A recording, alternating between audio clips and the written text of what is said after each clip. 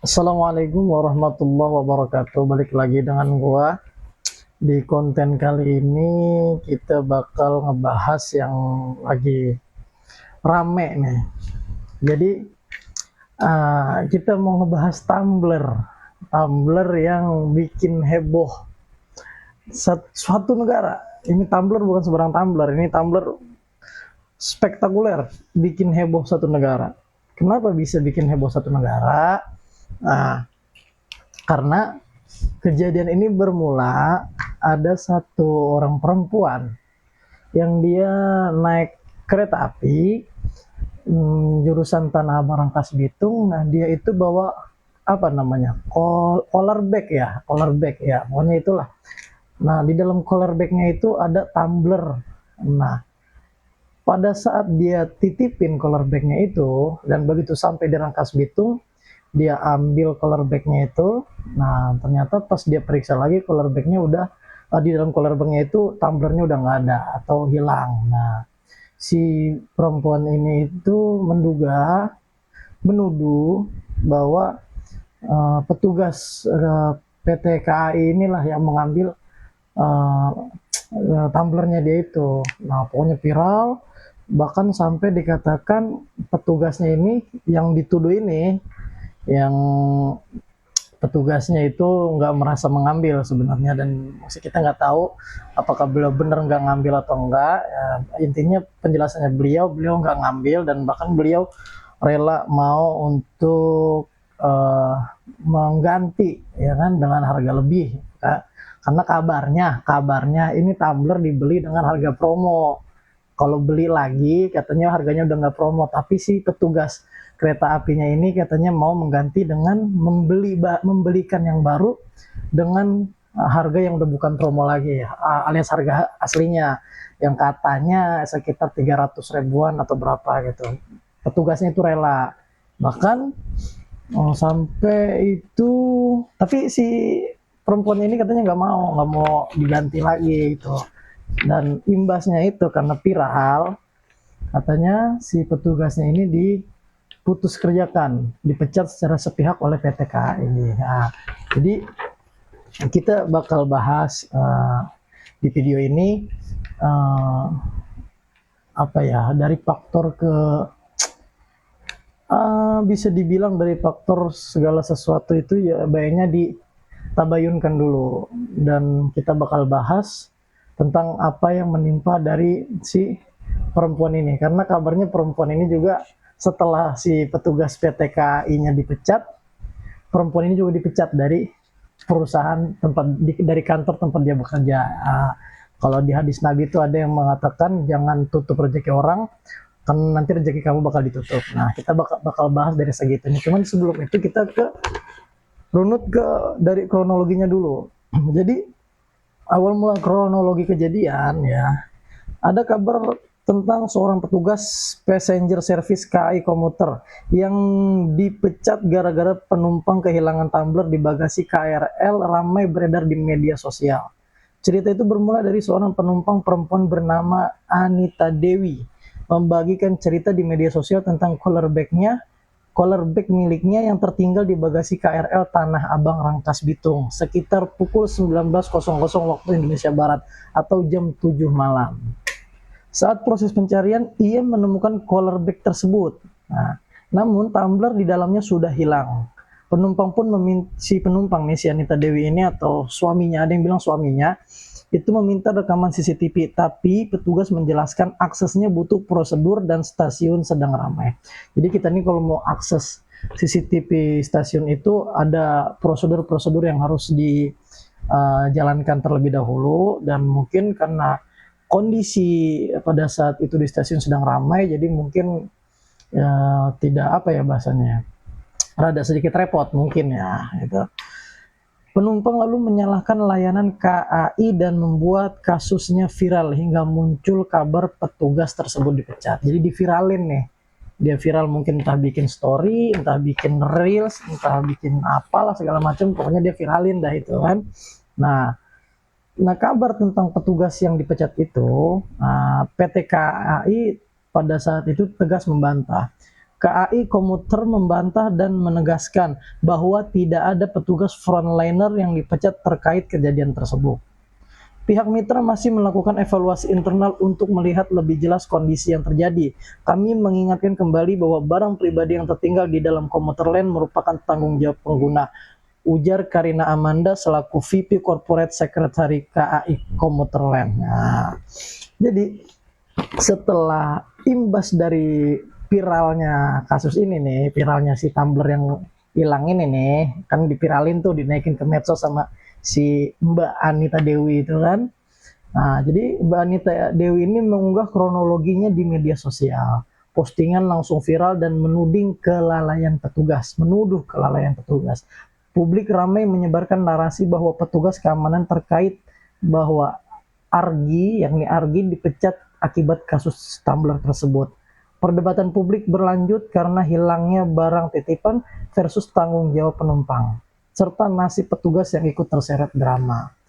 Nah, efek dari viral yang melebar ini, jadi karena udah naik nih, beritanya udah naik, kronologinya udah dinaikin ke media sosial, jadi ada perdebatan di antara netizen-netizen.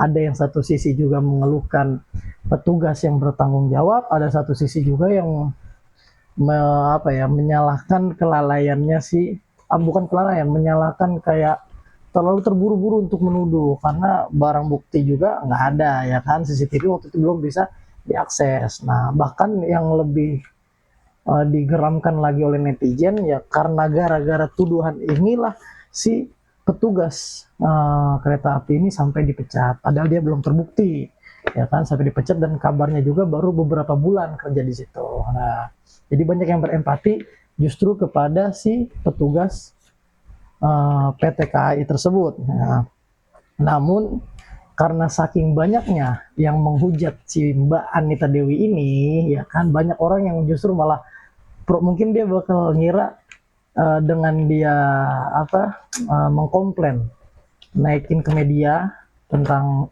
Tumblr-nya yang hilang itu, mungkin dia bakal banyak empati gitu kan, seperti yang kalau kita lihat orang nyalahin Batik Air kan, sebelumnya juga pernah ada tuh orang nyalahin Batik Air yang turunnya di Medan, kopernya di Batam. Ya mungkin itu emang kelalaian kelalaian dari prosedurnya si Batik Air. Cuman kalau ini kan bukan kelalaian prosedur Batik Air. Tumblr itu kan tanggung jawab si penumpang, sebenarnya ketinggalan segala macam itu kan kelalaian si penumpang juga. Kenapa dia nggak aware dengan barang bawaannya? Ya kan, nggak semua itu harus tanggung jawab petugas. Petugas sudah mengingatkan, ya kan. Nah, itu tanggung jawab si penumpang. Kenapa dia nggak aware dengan barang bawaannya, ya kan?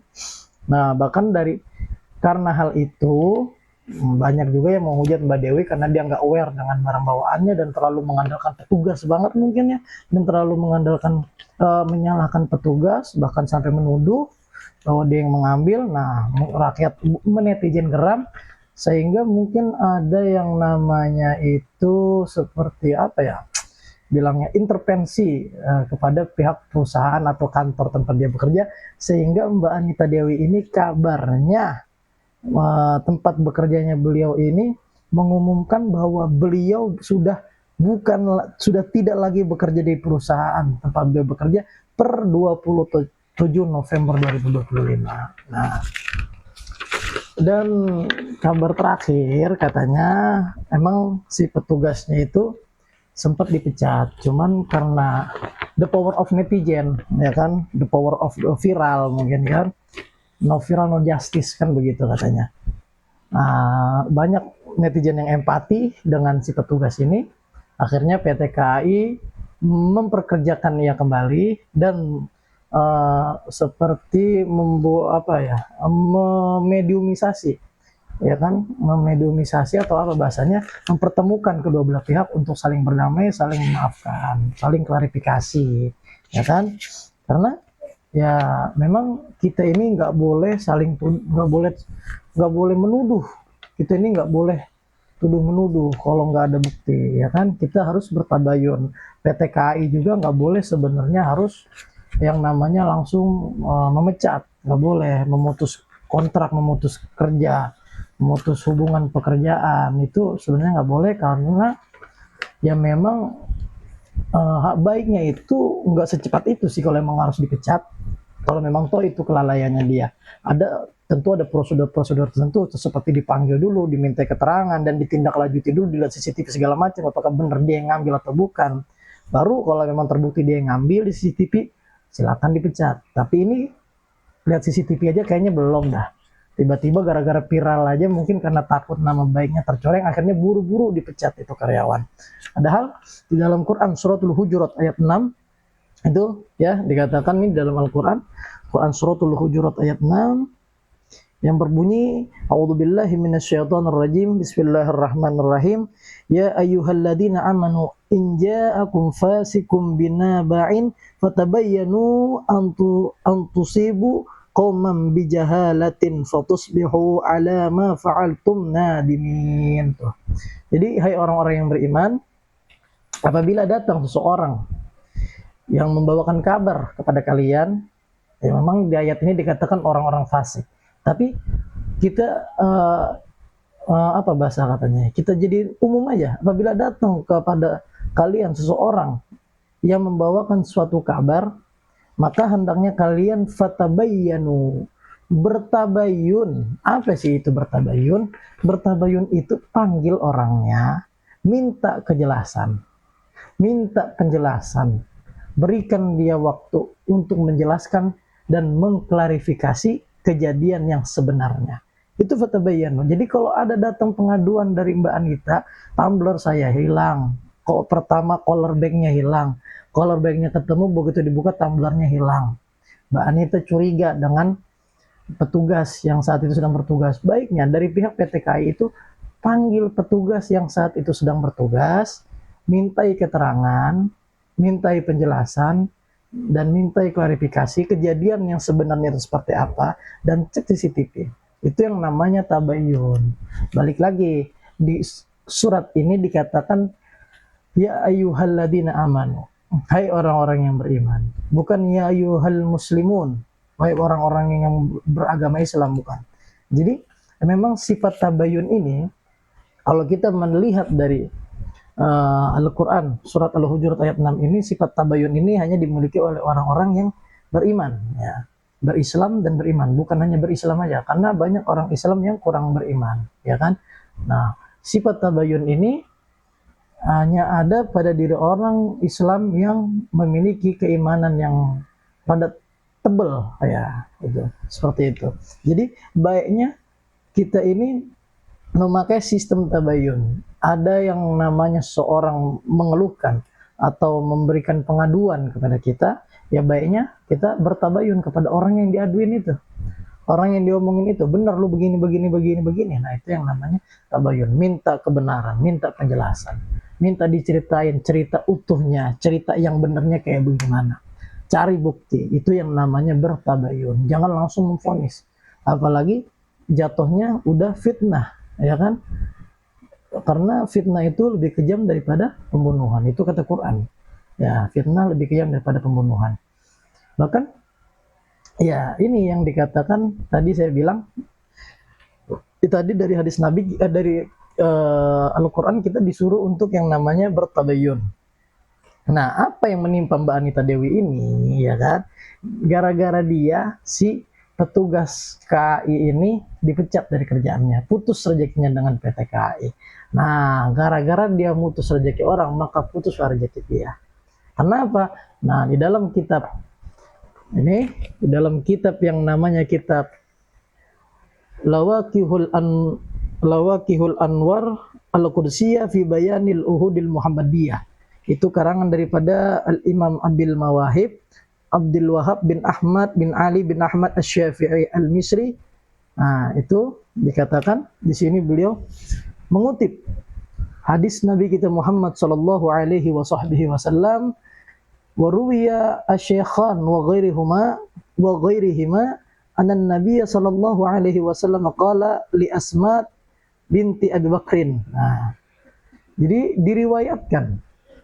diriwayatkan daripada asy-syaikhan bahwasanya Nabi kita Muhammad sallallahu alaihi wasallam bersabda kepada Asma binti Abi Bakar, binti Abu Bakar, anaknya Sayyidina, putrinya Sayyidina Abu Bakar Siddiq. Apa kata Nabi?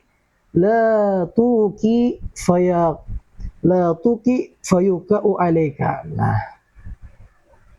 yang kurang lebih artinya itu jangan la tuki, jangan diikat, jangan tutup, ya, jangan ditutup, fayuka'u alaika, maka kelak engkau juga akan ditutup. Begitu kurang lebih artinya. Jangan ditutup, karena kalau kamu tutup, engkau juga bakal ditutup. Nah, di sini dikatakan maknanya jangan engkau tutup rezekinya orang lain, karena kalau engkau tutup rezekinya orang lain, maka rezekimu pun akan Allah tutup. Begitu. Jadi kalau kita mutusin rezekinya orang lain, maka rezeki kita juga bakal diputus oleh Allah Subhanahu wa taala. Ini yang dinamakan hukum tabur tuai atau hukum karma. Ya kan? Apa yang dia tanam itu yang dia tuai, itu yang dia panen. Nah, jelas dia di sini dikatakan jangan ditutup, maka Allah tak akan menutup rezekimu.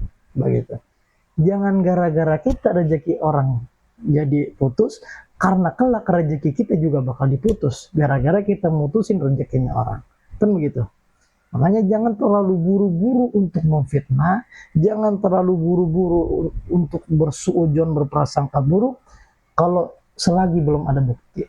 Baiknya kita cari sama-sama yang salahnya di mana, yang benar itu seperti apa. Ya, biar jangan sampai ada kesalahpahaman, udah terlanjur viral, ternyata salah paham. Yang dituduh enggak terbukti bersalah, enggak terbukti dia yang ngambil, ya kan, bahkan yang dituduh aja ada niatan baik untuk mengembalikan dalam bentuk yang nominalnya lebih, ya kan, dibeli dengan harga promo, ya kan, dikembalikan dengan harga yang bukan promo. Nah, itu kan udah etikat baik itu kan.